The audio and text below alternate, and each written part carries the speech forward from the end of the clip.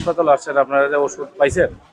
আমরা হসপিটালে আসলাম, আসলে ডাক্তার দেখাইলাম, টিকিট কাটলাম, দেখানোর পরে ওষুধ ঠিকই লেখছে, লেখার পরে আমরা ওষুধ আনতাম গেলাম, কোনো ওষুধ নাই, প্যারাসিটামলও নাই। কতদিন ধরে এটা আজকে 15 দিন ধরে এই অবস্থায় চলছে, কোনো ওষুধ নাই। কিন্তু সরকার দিচ্ছে কিনা তাও আমরা জানি না।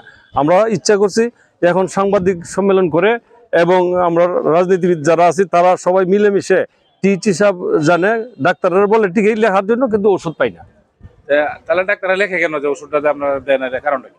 জিজ্ঞাসা করেন না যে আমরা ওষুধ তাহলে আমরা কি করবো, কোথায় থেকে নেব?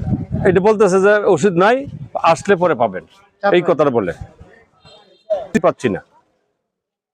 যারা আছে আমি তো বারবার আসি, কিন্তু দেখতেছি যে রুগীরা আসতেছে আর এইভাবে ফিরিয়া যাইতেছে, ঠিকই লেখতেছে কিন্তু ফিরিয়া যাইতেছে, কোনো ওষুধ পায় না।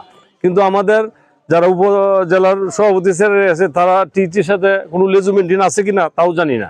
কিন্তু আমাদের নেতাকর্মী এই নিয়ে কোনো ভাবনা চিন্তা নাই এবং টিচির সাথে তাদের সম্পর্ক আছে।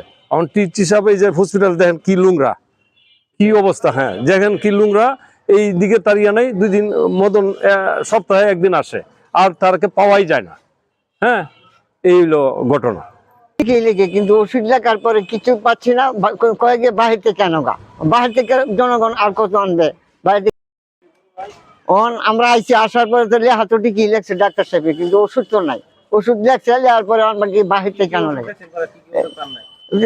যেটা লেখছে অসুখের জন্য, এটার জন্য লিখবো, লেখছে যেটা বাহির থেকে কেন লেগে হসপিটাল নাই, প্যারাসিটামল এটাও নাই লাগে। স্বাস্থ্য কর্মসূচি কিছুই পেলাম না, শুধু পাইলাম হাওয়া বাতাস পেয়েছি, আর কিছু পাইনি।